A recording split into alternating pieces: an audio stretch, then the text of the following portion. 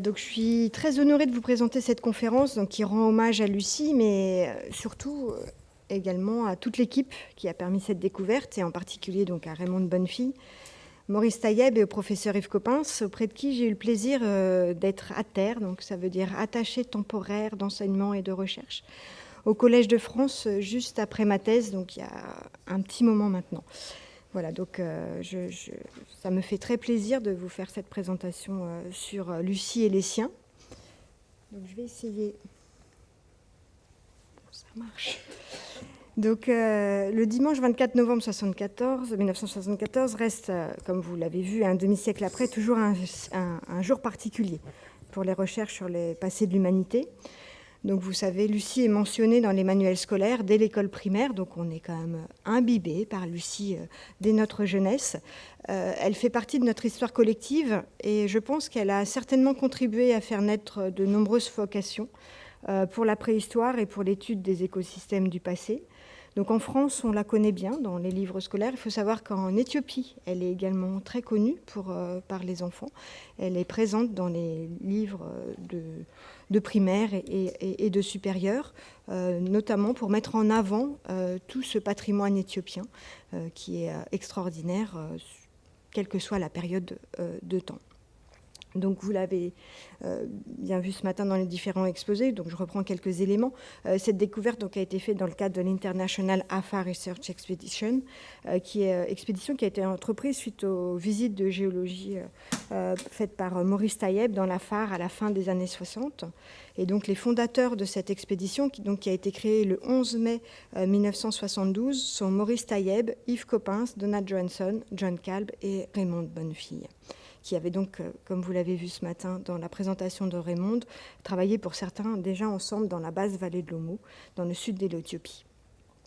Et je tiens à noter que Raymond a été vraiment une actrice majeure dans la construction de cette équipe.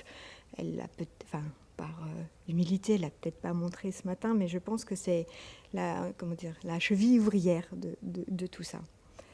Et donc, si vous êtes là demain, sachez qu'il y a un atelier sur les archives, et je vais vous présenter quelques photos faites par la préhistorienne Gudrun Corvinus. Et donc, comme ça, vous pourrez aussi revivre cette expédition à travers différentes archives. Donc, les différentes campagnes de fouilles qui ont été effectuées entre 1973 et 1977, avec entre-temps une petite année d'arrêt dans la région de Hadar. Donc cette région s'étend à peu près sur 80 km². Donc ça a permis la découverte sur cette région de 400 restes d'hominines.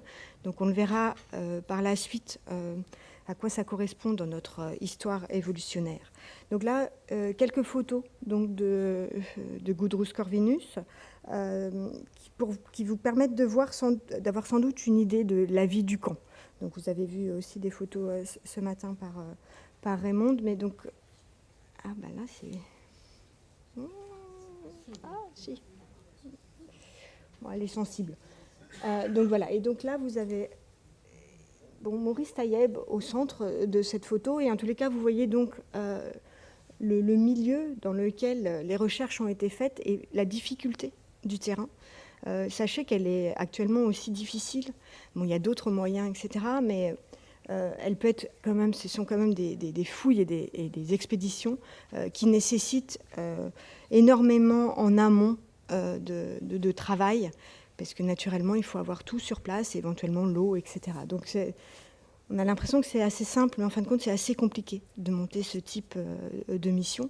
Et donc vous voyez, naturellement, ça peut être des camps assez petits en termes d'habitat pour les paléontologues. Donc les recherches dans cette région se sont ensuite arrêtées entre 1977 et 1989 pour des raisons politiques et géopolitiques, et ont repris dans les années 90, cette fois-ci uniquement par plusieurs équipes américaines. Il n'y a pas actuellement d'équipe française qui travaille dans cette région, mais il y a, sachez-le, des équipes françaises qui travaillent dans d'autres régions, dans le sud de l'Éthiopie, dans la vallée de l'Omo, Jean-Renaud Boisserie que vous avez vu, et également dans le nord du Kenya, l'équipe notamment de Sonia Armand. Donc la première découverte donc, date de 1973, donc avec ces éléments du genou, donc la partie inférieure du fémur et supérieure du tibia, qui mettent en avant, donc, dès 1973, un mode locomoteur bipède, avec des datations d'après la faune, et notamment d'après le degré d'évolution des éléphants, un âge de plus de 3 millions d'années. Donc cette découverte sera publiée assez rapidement, puisque dès 1974, notamment dans l'Académie des sciences, ici à Paris. Donc naturellement, 1974, on peut le considérer comme l'année de toutes les découvertes. Et donc, comme ça a été évoqué ce matin, il y a eu des découvertes avant ce 24 novembre. Hein. Et le 24 novembre était la fin de la mission. Et donc, je vais vous présenter donc, quelques découvertes, donc toujours issues des archives de Gudrun Corvinus. Donc ici, vous avez... Bon. Donc sur la première photo, vous avez Alemayehu Asfaw, donc, qui était le représentant du gouvernement éthiopien et qui travaille... encore jusqu'à l'année dernière, à faire des prospections et à participer à certaines fouilles, notamment dans la vallée de l'Omo. Et donc, il a découvert donc, le 16 et le 17 octobre 1974 une demi-mandibule et un os maxillaire que vous avez ici, une fois qu'il a été dégagé. Donc, vous voyez ici les photos prises au moment de la découverte, et je pense que ça peut vous donner une idée, un aperçu de la difficulté de trouver parfois des vestiges et le travail minutieux nécessaire pour les trouver. Donc ça nécessite un certain œil pour pouvoir trouver ces vestiges, une grande patience, naturellement une grande connaissance du terrain pour pouvoir faire ce type de découverte.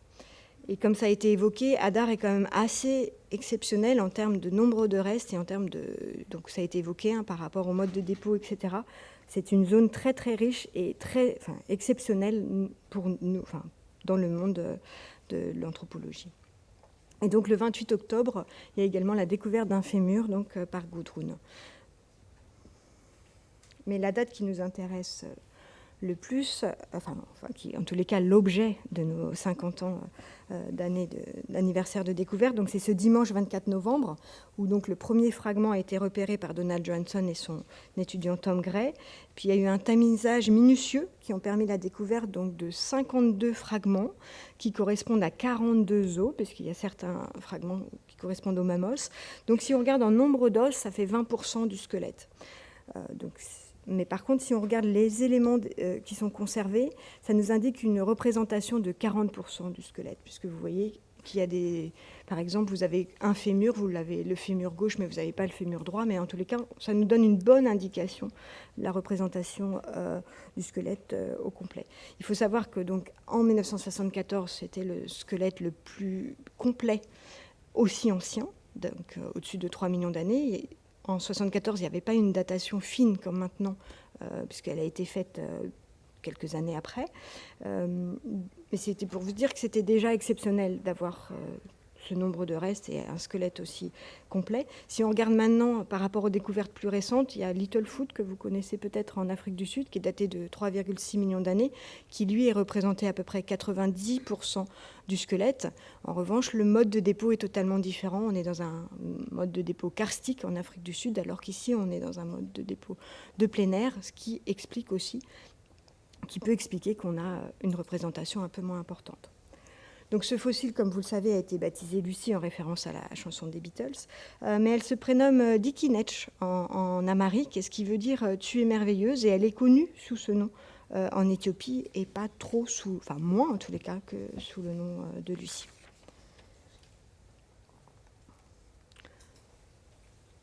Donc, comme vous l'a dit également Brigitte, ce squelette comprend surtout des éléments infracrâniens. Et comme vous l'avez vu, si vous étiez là ce matin avec le duplex avec Addis Abeba, il y a très peu d'éléments du crâne et il y a une mandibule que vous avez ici. Donc pour les éléments infracrâniens, une partie du bassin, du fémur, fragments de tibia ainsi que l'humérus, radius ulna. Et pour le membre supérieur, tous ces éléments se sont révélés très importants pour reconstituer le mode locomoteur de cette espèce, comme vous l'avez vu. Vous l'avez expliqué Brigitte Senu juste avant moi, donc à la fois bipède mais capable de grimper aux arbres. Si on regarde maintenant les éléments dentaires, vous voyez qu'on a une troisième molaire, ici, la fameuse dent de sagesse. Et donc ça nous permet d'avoir une indication de l'âge au moment du décès. Donc si on compare par rapport à un modèle humain actuel, ça fait à peu près 20 ans. En revanche, on sait que les hominines anciens avaient une croissance qui était un peu plus précoce que la nôtre. Donc son âge réel serait plutôt autour de 12-13 ans.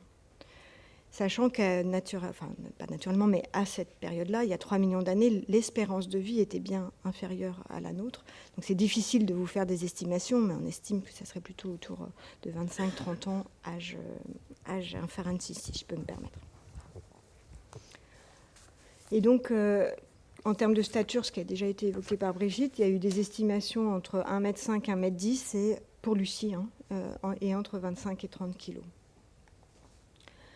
Donc il y a un autre point qui est souvent posé, en tous les cas, on nous pose parfois cette question, quelles pourraient être les causes de la mort de Lucie et que sait-on? Alors vous allez voir qu'il y a des choses où on a des faits, donc on peut vous donner les faits, et après il y a des différentes interprétations entre les chercheurs. Ce que l'on sait, c'est que d'après les analyses de la sédimentation, cette sédimentation a été rapide après la mort. Comme vous l'avez vu, le squelette est relativement incomplet. Et il y a au moins une trace de carnivore sur ces os. Également, les os sont cassés. C'est pour ça que je vous dis qu'on a 52 fragments qui correspondent à 42 os. Et certaines de ces vertèbres présentent des traces dégénératives. Donc si on regarde tous ces indices, il y a eu plusieurs interprétations qui ont été faites. Ça indique, la première indication, c'est que Lucie n'a pas été transportée dans un courant d'eau fort, puisque autrement on n'aurait pas un dépôt sédimentaire aussi fin. Elle n'a pas été attaquée par des crocodiles, on n'a aucune trace de crocodile sur aucun de ses os. Donc l'hypothèse, c'est qu'elle ait pu être charognée, voire attaquée par des carnivores tels que les homotherium. Mais la difficulté, c'est de savoir si c'était au moment de son vivant, c'était la cause de sa mort ou après sa mort. Donc, du fait de certaines pathologies sur un ou deux corps vertébraux, certains chercheurs pensent qu'elle était atteinte d'une maladie dégénérative, puisqu'il y a certaines proliférations osseuses en avant du corps vertébral, mais ce n'est pas forcément létal, naturellement. Et la dernière hypothèse que je vous mets ici, qui est assez discutée, mais c'était pour vous la présenter, c'est l'équipe de Kappelman et collaborateurs qui a émis l'hypothèse en 2014 qu'elle serait tombée d'un arbre d'une hauteur de 12 mètres au vu de la fracturation des os. Mais comme je vous l'ai dit, cette hypothèse est vraiment, vraiment discutée. Donc pour l'instant, les causes de la mort restent donc pour l'instant toujours insaisissables et je pense feront l'objet de travaux postérieurs.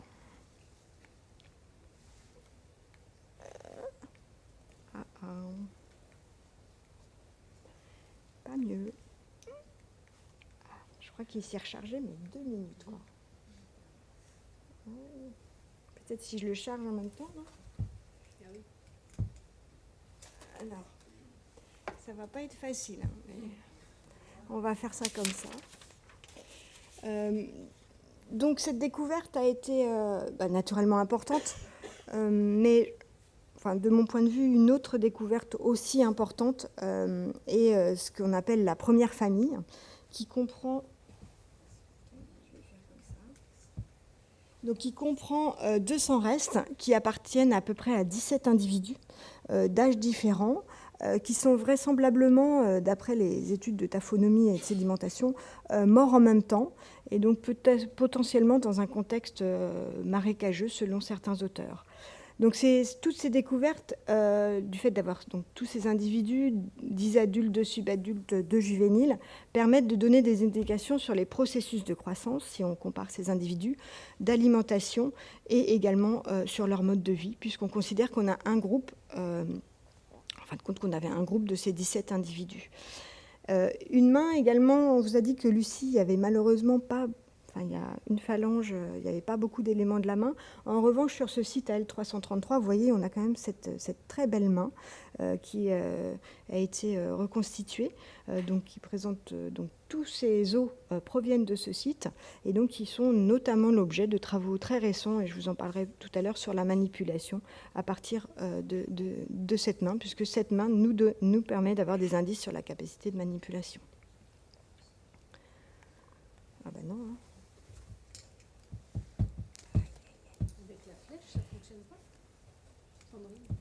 Hop là. La flèche au clavier, ça marche. La flèche au clavier.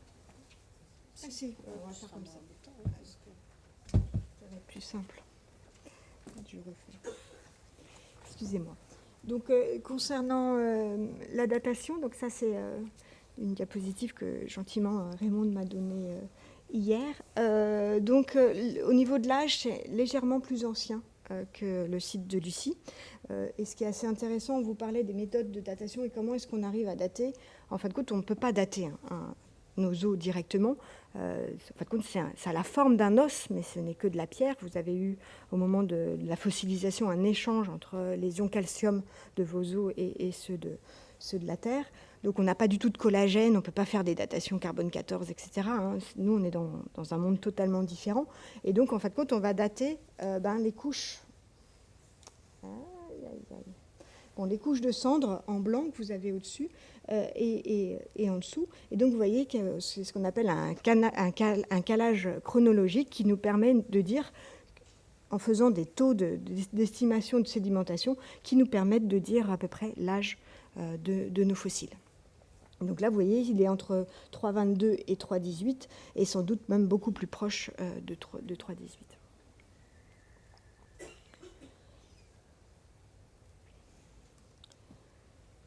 Donc, entre 1973 et 1974, il y a à peu près la découverte de plus de 300 restes lors de ces deux campagnes, donc ce qui est quand même exceptionnel. Et également, les trouvailles qui ont été faites en Tanzanie à Laetoli par Mary Leakey a conduit à la création, donc en 1978, d'une nouvelle espèce. Donc, cette espèce est l'espèce Australopithecus afarensis, créée donc par Donald Johansson, Yves Coppens et Tim White, qui n'a pas comme spécimen type, donc pour nous un spécimen type, ça va être le spécimen de référence pour définir l'espèce. Donc on pourrait s'être attendu à ce que ça soit Lucie, mais en fin de compte, c'est pas Lucie, c'est cette mandibule qui a été découverte à Laetoli, dont Brigitte a parlé notamment pour les empreintes de pas. Mais Lucie est quand même, et les restes donc, de la première famille de ce site AL333 sont ce qu'on appelle un paratype, c'est-à-dire des spécimens complémentaires utilisés pour la description de l'espèce.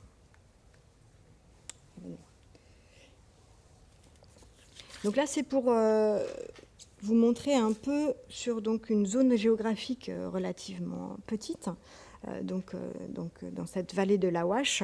Actuellement, il y a près de 600 restes qui sont, d'un point de vue global, attribués à cette espèce, qui correspondent à peu près à 400 individus, donc ce qui est un nombre considérable dans le domaine de la paléanthropologie, et qui même est l'espèce qui présente le reste les plus complets, si ce n'est les néandertaliens pour des périodes plus récentes, mais c'est une espèce exceptionnelle en nombre de restes, et on va voir à la fin les questions que ça peut sous-entendre. Et donc, ils proviennent majoritairement des sites de la vallée de la Wash, et donc en particulier donc, des sites de Hadar, de Dikika et de Wurrundsomilé. Et donc, vous voyez ici sur cette carte que les sites de Hadar et Dikika sont dans un espace relativement restreint. Donc, vous voyez, l'échelle, c'est 2 kilomètres. Ah, si, voilà. Et donc là, j'ai mis des représentations des spécimens les plus, très connus en tous les cas, ou en tous les cas d'un point de vue historique très important. Donc la découverte en 1973 donc, de ce genou, donc AL 129. Ici, j'ai aussi le positionnement des deux camps, donc le camp de 1973 et les camps en 74, 75 et 77 ici. Et donc voilà, donc le site de Lucie à cet endroit-ci, et de la première famille à cet endroit-là. Donc vous voyez, c'est à peu près à même pas 2 kilomètres les deux sites. Et là, un autre fossile qui vous a été présenté ce matin, mais là, il est reconstitué, donc AL444, qui est, en fin de compte, même si on a beaucoup de fossiles d'Afarensis, on a très peu de crânes qui ont été, en tous les cas, crânes complets qui ont été conservés. Et donc, voici l'un des deux crânes les plus complets d'Afarensis. Et également 2 spécimens qui sont intéressants, donc toujours de l'Afarensis ici, AL400, et également donc, le spécimen de Dikika, ce petit individu d'Afarensis qui est daté à peu près, qui a un âge anatomique autour de 3,5 ans, que vous a présenté également Brigitte.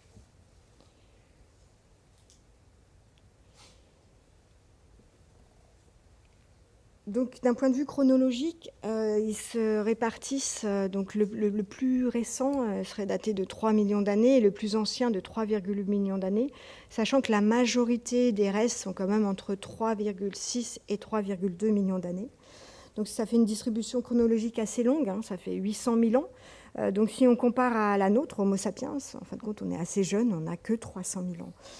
Donc, ça, c'est pour vous montrer qu'en termes de temps, on est également dans un cadre long pour cette espèce. Et donc, d'un point de vue géographique, n'ont été découverts en tous les cas nommés qu'en Afrique de l'Est, très majoritairement en Éthiopie, avec des sites de Hadar, Dikika ou Oronsomili que je vous ai présentés précédemment, Maka, Fejej au sud de l'Éthiopie, et également dans la basse vallée de l'Omo, ici, et également quelques restes qui ont été attribués à l'est du lac Turkana et à l'ouest du lac Turkana. Et bien évidemment, des restes également en Tanzanie, dans le site de l'Aitoli, et récemment, un nouveau site au Kenya, le site de Kantis, qui a livré, là je vous ai mis que 2 exemples, mais c'est des éléments crâniens, enfin dentaires et post-crâniens.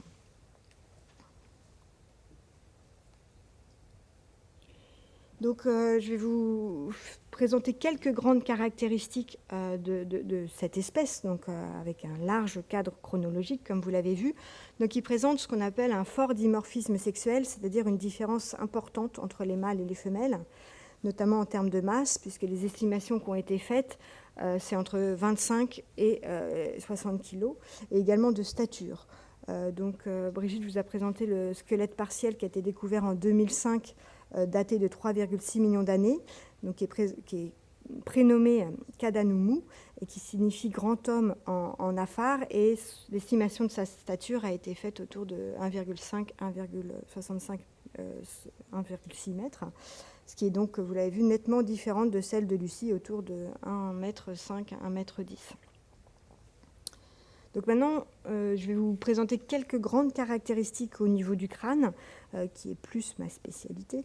Et donc, si on regarde la capacité crânienne, même si on sait que la capacité crânienne n'est pas forcément un élément marqueur pour différencier les espèces, mais souvent on aime bien montrer un peu ces capacités crâniennes. Donc elle se situe entre 375 et 550 cm3. Pour rappel, nous, les humains actuels, on a un volume cérébral entre 1200 et 1500 cm3 et les chimpanzés autour de 350 cm3. Donc les grandes caractéristiques, ça va être, donc ici vous avez, je vous ai mis des Afarensis, donc ici vous avez les 2 crânes les plus complets d'Afarensis, donc voici des reconstitutions, et là je vous ai mis des crânes d'Homo habilis, donc le genre Homo apparaît à 2,8 millions d'années, mais ces crânes sont datés autour de 1,8 million d'années. Et ce qu'on appelle les Homo ergaster, Homo erectus africain, ce crâne est daté autour de 1,6 million d'années. Donc si on regarde les grandes caractéristiques, vous voyez la caractéristique majeure, ça va être ici, au niveau du front. Chez les Afarensis, il est plutôt incliné et bas et vers l'arrière, tandis que dans le genre Homo, comme nous, hein, on a un front bombé, ce qui n'existe pas du tout chez les Afarensis. Également, le crâne est plus haut chez nous que chez les Afarensis. Et il y a également une forte musculature qui va se voir ici par rapport à cette fosse ici, qui est la fosse où vont s'insérer les muscles temporaux, qui est très développée chez les Afarensis, contrairement à nous, enfin aux sapiens et aux représentants du genre Homo, habilis ou ergaster. Une autre caractéristique, ça va être au niveau de la face. Donc vous voyez ici, la face est plutôt ce qu'on appelle un prognatisme, donc une face qui est relativement avancée vers l'avant, tandis que dans le genre Homo, et ça se remarque particulièrement chez Homo sapiens naturellement, on a une face plutôt droite. Donc là, c'était pour vous présenter les grandes caractéristiques. Donc au moment de la découverte, ces fossiles, les premiers fossiles ont été attribués donc au genre Australopithecus, et ça a été fait en comparaison avec les fossiles qu'on connaissait à l'époque, donc les Africanus, les fossiles d'Australopithèques sud-africains, et les représentants du genre Homo qu'on connaissait à l'époque. Et il y avait vraiment une différence, en tous les cas morphologique, entre le genre Homo et ses afarensis. Il faut que je fasse ça. Également, la morphologie du palais est également différente. Donc là, je vous ai mis un représentant du genre Homo, donc découvert à Hadar aussi, hein, parce qu'on parle de afarensis. Quand on parle de Hadar, on parle beaucoup d'afarensis, mais il y a d'autres taxons plus récents, notamment donc cet individu, donc daté entre 2,4 et 1,9 millions d'années. Et il y a également du lithique. Donc là, je n'en parle pas, mais il y a Hélène Roche dans la salle qui a été grande contributrice de ces fouilles préhistoriques, donc les plus anciens lithiques oldoïens datés de 2,6 millions d'années. Donc voilà, là je les ai mis à peu près au même endroit pour vous montrer que clairement il y a une morphologie différente au niveau du palais, mais surtout au niveau des dents. C'est-à-dire que les dents sont de dimensions importantes, et notamment par rapport à la taille corporelle, et on les qualifie de mégadontes, c'est-à-dire que les dents sont très importantes par rapport à la taille, tandis que nous n'avons plus des dents de mégadontes. Enfin, nos dents ne sont plus mégadontes. Également la mandibule, donc elle est allongée et relativement massive. Alors la difficulté, c'est que chez Australopithecus afarensis, la forme de l'arcade, comme vous voyez ici, elle est assez variable. Donc soit plutôt en V, soit plutôt en U. Et donc elle est si variable qu'il est difficile de la positionner dans un cadre évolutionnaire et comparatif, comme on peut faire pour la plupart des autres éléments anatomiques. Donc les travaux sur la mandibule d'afarensis reste encore à explorer de mon point de vue plus en avant. Donc avec les dents, qu'est-ce qu'on fait ? On mange. Donc que mangeaient nos afarensis ? Donc tout d'abord, le répertoire alimentaire, il peut être déduit, on a différents proxys. Au tout début, on prenait la morphologie de la dent, mais on va voir qu'en fin de compte, votre morphologie de vos dents, indique ce que vous êtes capable de manger, pas forcément ce que vous avez mangé. Et donc, pour savoir ce que ces individus avaient mangé, on va utiliser notamment l'analyse des micro-usures dentaires. Donc, ça vous donne une indication de ce que les individus avaient mangé peu de temps avant leur mort, puisqu'à chaque fois que vous mangez, en fin de compte, vous enlevez les usures précédentes. Donc ça va nous donner plutôt des indications à la fin de la vie de l'individu, et surtout ça va nous indiquer si c'était des aliments plutôt durs ou non. Et donc pour afarensis, les traces d'usure dentaire nous indiquent plutôt une alimentation qui n'était pas coriace, mais plutôt des aliments tendres tels que les fruits. En revanche, vous voyez, d'après la morphologie des dents, cette morphologie permet une mastication d'aliments qui sont plutôt durs. Donc, ce qui veut dire que si les aliments préférentiels, et on y reviendra, ne sont pas là, ils avaient des dents capables de manger des alimentations différentes. Une autre méthode qui est utilisée, c'est ce qu'on appelle les analyses isotopiques du carbone notamment pour ces périodes-là. Et là, ça va nous renseigner en revanche sur l'alimentation au début de la vie de l'individu, parce que comme vous savez, nos dents n'ont pas une croissance continue, et donc ça va nous indiquer quel type de plantes étaient consommées. Et donc, dans ce cadre-ci, pour afarensis, c'est plutôt une consommation de graminées ou de plantes succulentes ou d'animaux, d'herbivores qui ont mangé ces plantes, parce qu'on ne peut pas, pour l'instant, vous faire une analyse assez fine pour vous dire si c'est les animaux qui ont mangé ce type de plante ou la plante directement à partir de ce type d'analyse isotopique. Donc pour résumer, leur alimentation était diversifiée. Donc vous avez vu que pour les habitats, il y avait également une grande diversité en termes d'habitat. Et donc c'est sans doute le premier taxon qui a élargi son répertoire alimentaire. Et donc c'est ce qu'on appelle une espèce plutôt généraliste, avec selon les habitats ou les disponibilités alimentaires, donc de fruits ou de graminées ou de plantes succulentes. Mais parfois, lorsque ces aliments préférés n'étaient pas présents, potentiellement de manger des graines, des racines ou des tubercules, mais cette fois-ci de façon beaucoup plus occasionnelle. Et il y a également, donc, on a parlé du site de Dikika pour les restes d'afarensis, donc Selam, mais ce site est également connu puisqu'elle a découvert des plus anciennes traces de découpe et de marques de percussion qui mettent en évidence une utilisation d'outils en pierre dès 3,4 millions d'années.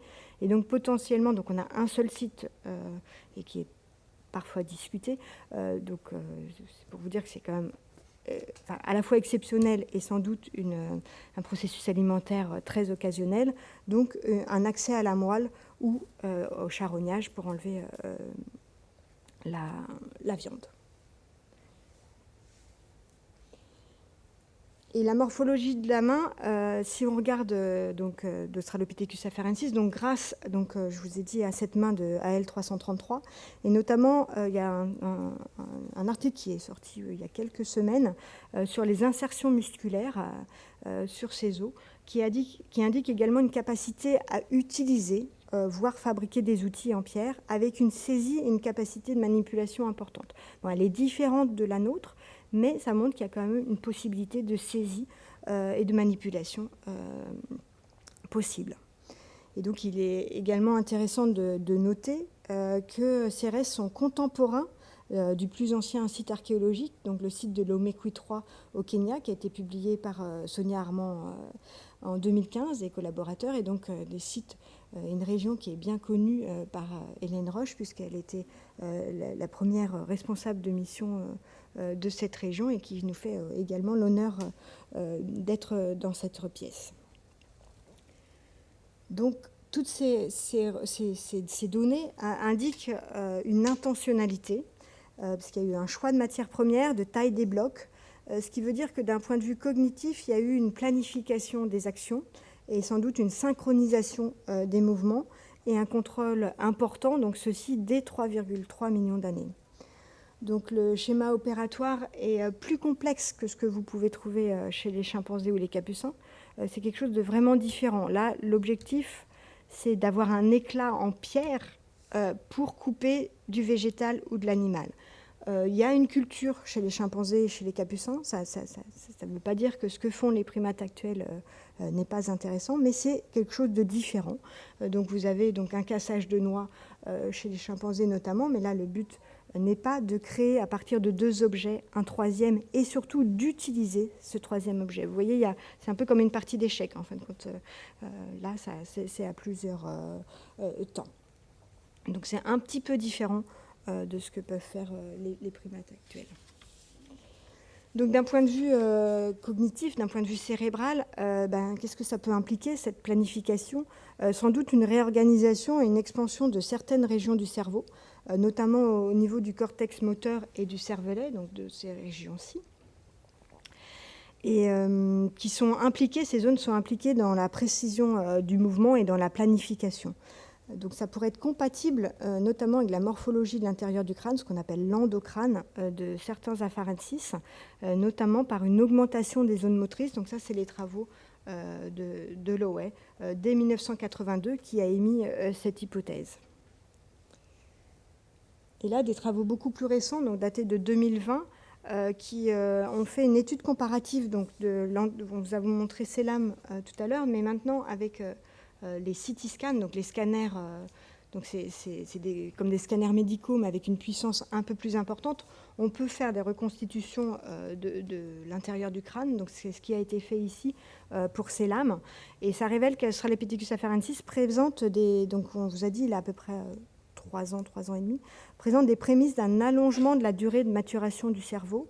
Et cette caractéristique s'accompagne d'une exposition plus longue à l'environnement social pendant le développement du cerveau, tout comme nous en fin de compte.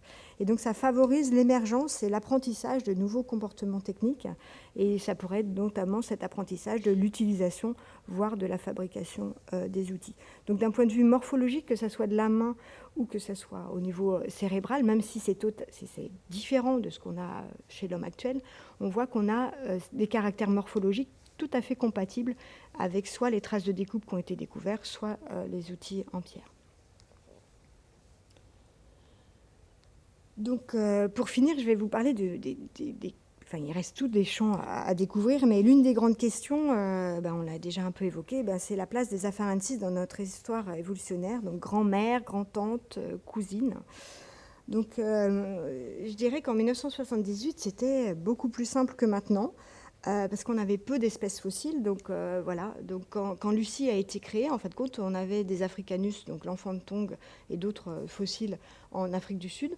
Les paranthropes donc à la fois en Afrique du Sud, ici, et en Afrique de l'Est, et donc au niveau des représentants du genre Homo habilis, Erectus, et Heidelbergensis, et les Néandertaliens, et l'homme de Cro-Magnon. Donc on était à l'époque, et on l'est resté longtemps, dans une image assez linéaire de l'évolution humaine, donc c'est sans doute comme ça que vous avez appris l'évolution humaine, avec Afarensis, à la fois ancêtre des paranthropes et du genre Homo, donc Afarensis, ancêtre d'Homo habilis, ancêtre d'Homo erectus, ancêtre d'Homo sapiens, avec quelque chose de très linéaire dans nos approches et dans notre réflexion. En revanche, voilà où on en est en 2024. Donc on a près de 30 espèces qui sont reconnues par la communauté scientifique, et ça nous montre une évolution buissonnante. Donc c'est pas exceptionnel dans le monde animal, c'est même le plus courant. Donc une évolution buissonnante comme toute autre espèce de mammifère.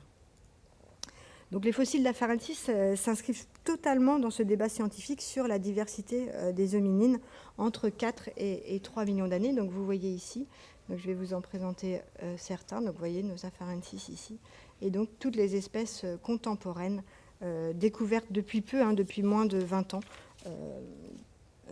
d'Afarensis.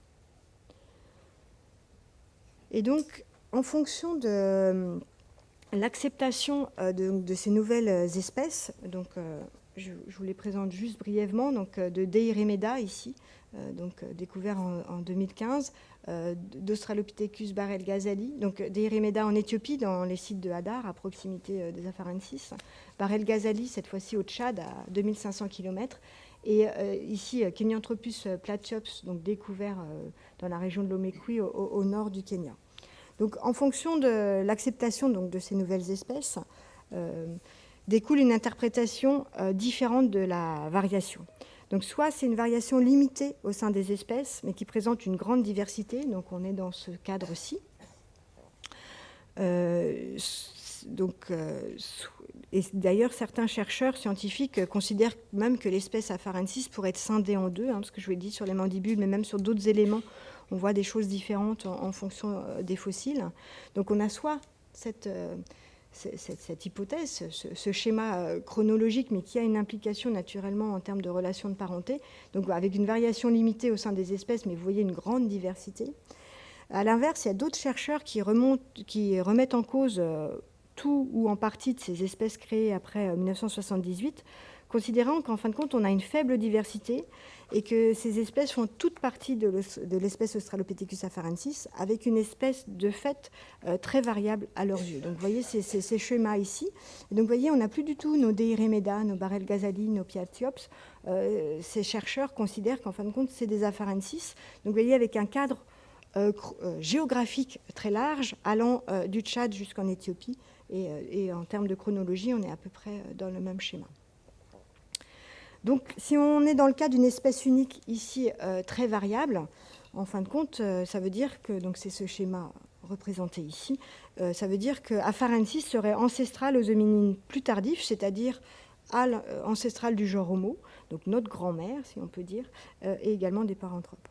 En revanche, si on considère qu'on a plusieurs espèces qui coexistent en Afrique orientale donc, et centrale, ici dans ce schéma-ci, la situation, vous le voyez, est beaucoup plus complexe.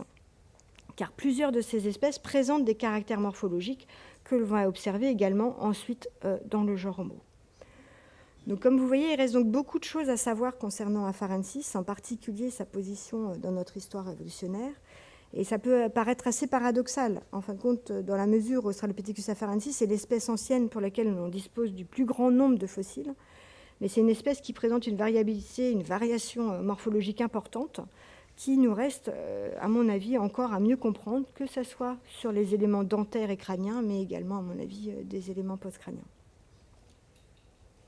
Donc, je vous remercie pour votre attention, et donc je voudrais remercier donc tous les acteurs de ces découvertes, de ce travail d'équipe, mais également tous les chercheurs qui ont travaillé sur cette espèce, qui nous permettent encore aujourd'hui d'approfondir nos connaissances sur cette espèce merveilleuse, comme le nom de Lucie en Amérique. Voilà, et je vous ai mis deux petites illustrations de sites d'archéologie et Archéologia, puisque tous les tous les présentateurs, à la fois des conférences et également des ateliers, ont participé à ces 2 numéros qui sont sortis en novembre et que vous pouvez trouver en bas à la boutique et que les auteurs auront peut-être un jour. Voilà, merci beaucoup. Si vous avez des questions, n'hésitez pas.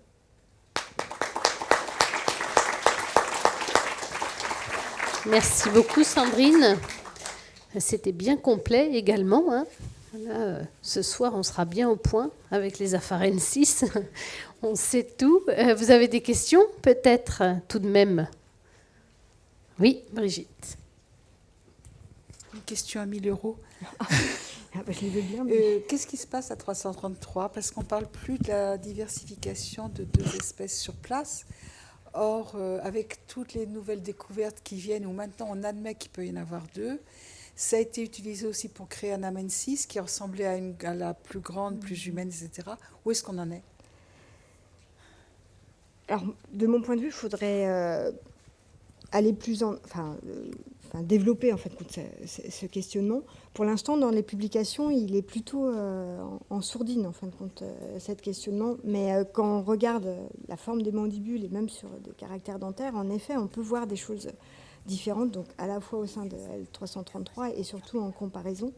Après, la difficulté qu'on peut avoir, c'est toute cette question de variation et comment on va l'interpréter. Donc, mais je pense que c'est en effet une question qu'il faut qu'on remette au goût du jour avec, parce que maintenant il y a d'autres matériels de comparaison, et même si on regarde, puis avec la question de Barel-Ghazelli ou de Platyops, etc., qui est assez intéressante, mais qui en fait est parfois assez difficile à aborder.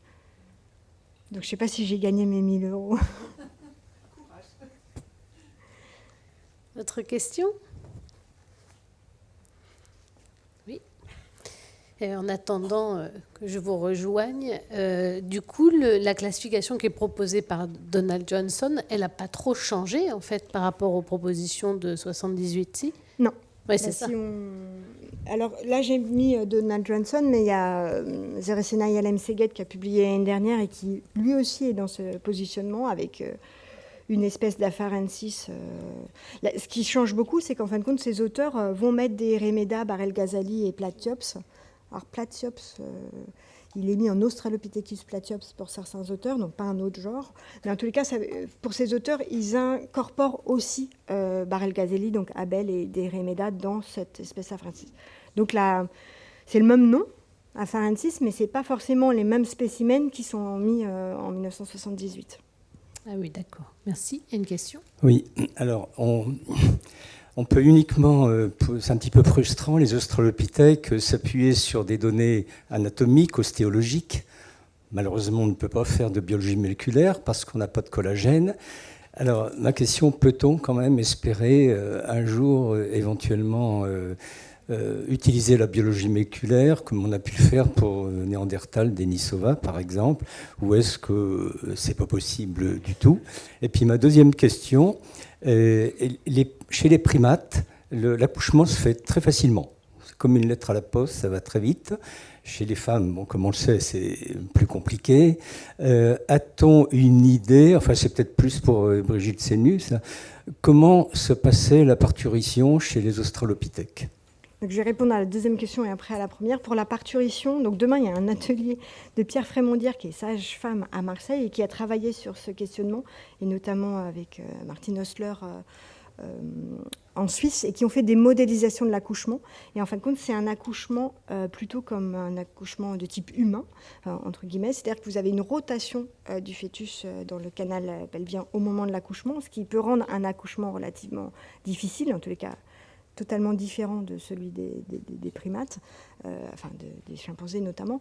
Et donc, ce qui est assez intéressant, c'est que ça montre, et donc le fœtus, le cerveau du fœtus, du nouveau-né, est relativement petit, et ça implique qu'il y a sans doute le groupe prend en charge comme nous, parce qu'en fin de compte, on est un peu des prématurés, prend en charge après la naissance ce petit, puisqu'il y a besoin de soins, d'une attention particulière sur ces petits. Et pour la première question, malheureusement, je pense qu'on ne pourra jamais faire de paléogénétique ou paléogénomique. de façon simple, c'est qu'en fait, compte, on n'a pas la matière, puisqu'en fait, compte, on est dans du fossile. Donc, on a la forme.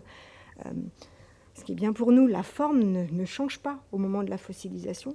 En revanche, on n'a plus du tout de collagène. Donc, et surtout sur ces périodes-là. Et en paléogénomique, on remonte très bien à 50 000 ans. Dans certains contextes, il y a eu des données sur les ours autour de 700 000 ans, mais c'était un contexte particulier de préservation. Je ne pense pas. Par contre, on a d'autres méthodes qui nous permettent d'aller plus en avant sur des traits d'histoire de vie, de voir la maturation, de voir si, je dis qu'il y avait une croissance qui était un peu différente et beaucoup plus précoce chez Afarensis que pour nous. Donc ça, on a des méthodes qui nous permettent de le faire, mais malheureusement, non. Donc je ne pourrais pas vous dire s'il y avait de l'hybridation entre ces individus. Question suivante.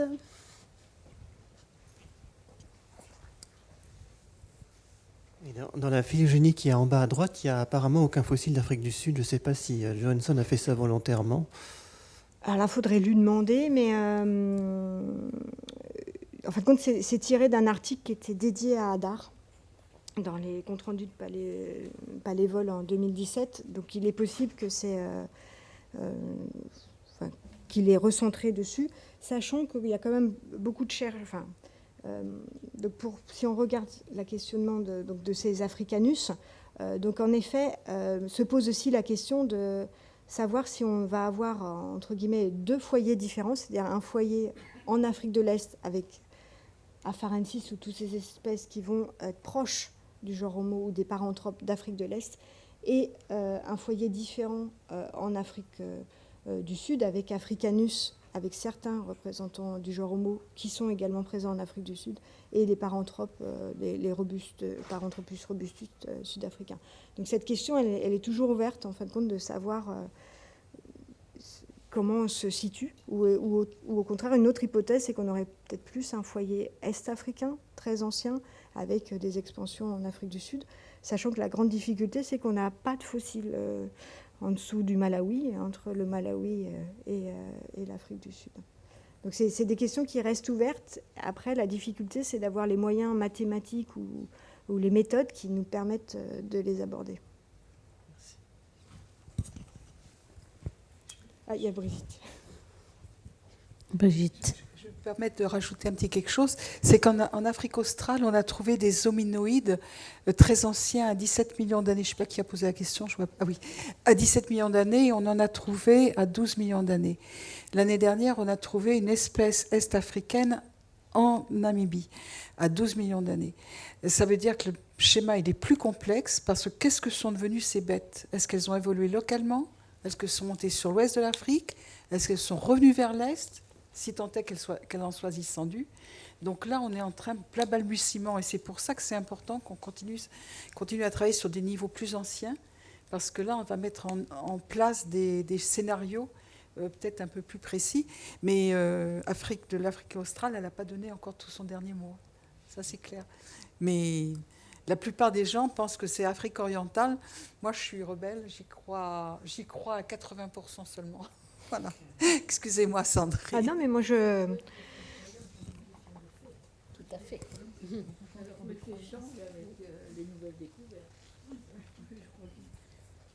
Brigitte, il ne faut pas utiliser le mot croyance, excuse-moi. Ah non, quand même, il faut. Je crois que là, tout ce qu'on vient d'entendre, il y a les faits. Il y a les faits, la datation, les possibilités. Après, il y a les interprétations. Et ne mettons pas du tout la croyance là-dedans. Hein. Je crois que c'est très important. Excuse-moi, mais bon, on peut l'utiliser comme ça, mais c'est quand même un sujet un peu sensible. Et je crois que c'est encore sensible si on en parle aux enfants. Hein. Donc, voilà. Les scientifiques sont là pour chercher des faits. Et quand il y a des faits nouveaux, quelquefois, cela renverse les schémas que l'on avait précédemment. Alors moi j'ai une petite question à propos de ce squelette de Warren Millet qui n'est pas complet, son nom bizarre. Là. Oui. Celui-là, est-ce qu'il a, comme dans les, les restes de Lucie, des caractères du genre homo et des caractères des paranthropes? Est-ce que tu sais si ça a été étudié pour montrer justement si l'école de Johansson et des autres la mettent à Farensis à l'origine, c'est qu'il y a dans des caractères anatomiques, je ne sais pas lesquels, je ne suis pas spécialiste, des deux phylum. Alors, est-ce qu'ils existent dans ce fameux squelette qui fait 1,50 m là, et qui est un tout petit peu plus ancien, si je me rappelle bien, de Warren Millet? Après, il faudrait... Parce que toutes les analyses de reconstitution phylogénétique sont faites souvent à partir des éléments crâniens et dentaires. Donc la difficulté avec Afarensis, autant on a beaucoup de dents, mais on peut coder, mais au niveau des crânes, ça peut être... quand c'est on n'a que 2 crânes complets. Et après, on a des éléments différents du crâne. Donc là aussi, au départ, ça dépend un peu de la façon dont on les regroupe, en fin de compte. Et si, dès le départ, on les met dans une même espèce ou pas. Donc pour Canyon Mou, il faudrait que je relise la publication. Après, la difficulté de la relation avec les paranthropes, ça a été souvent par rapport à des caractères dentaires, donc cette mégadontie, et des caractères de musculature. Et je pense qu'en fin de compte... ces caractères ne sont pas forcément pertinents d'un point de vue phylogénétique. C'est toute la difficulté. Et maintenant, il y a pas mal de travaux qui sont faits pour un peu comprendre ces caractères qu'on utilise et de faire un petit peu le tri. Donc, on a des méthodes pour faire plus ou moins le tri, mais d'aller un peu plus en avant sur la pertinence des caractères qu'on utilise. Et donc, je pense qu'il est possible qu'on ait une vision un peu différente. Mais le souci, c'est plus on essaie de trouver des caractères pertinents, moins il y a de caractères pertinents. Donc voilà. Donc après, on est dans des contraintes méthodologiques où si vous avez trop de points d'interrogation dans votre matrice de caractères pour faire ce type d'analyse, ça devient compliqué. Mais il faudrait que je regarde pour Canyon Mou, mais... Il y a une micro-question, mais peut-être c'est un rapport là direct. Ouais. Sur le squelette, celui qui l'a décrit a parlé de caractère humain, proche de l'homme. Mais moi, il y a des choses qui me titillent un peu.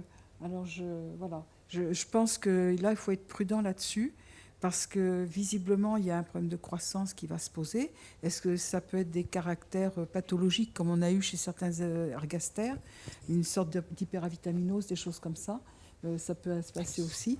Donc, je ne sais pas s'ils ont regardé ça, mais il y a des caractères plus humains qui ont été décrits sur le squelette. Enfin, ce que j'ai vu, moi. Voilà. Désolée. Merci. Une micro-question, micro-réponse, comme tout à l'heure. Là. Micro-question. Déjà, merci beaucoup. Est-ce qu'on a une estimation, une hypothèse concernant la taille des groupes d'Australopithèques? Alors, c'est compliqué. Le seul élément qu'on ait, c'est ce site AL333, puisque sans doute un même groupe et d'après la sédimentation, ils sont décédés en même temps, donc ça nous ferait 17 individus. Après, autrement, quand on a des éléments isolés, c'est assez compliqué. Après, il y a un autre élément, si on considère que c'est une espèce avec un grand dimorphisme sexuel, donc grande différence mâle-femelle, les analogies que l'on aurait chez les primates actuels seraient une structure plutôt en harem, etc. Mais là aussi, ça dépend un peu comment vous vous placez pour cette question de variabilité. Est-ce que c'est très dimorphe ou pas, voilà. Mais malheureusement, pour les périodes anciennes, c'est très compliqué de vous donner des estimations de taille de groupe. Mais là, déjà 17 individus, voilà, ça serait ça avec donc différentes classes d'âge et des individus un peu plus grands que d'autres. Merci Sandrine. On va terminer cette belle journée avec la dernière présentation de...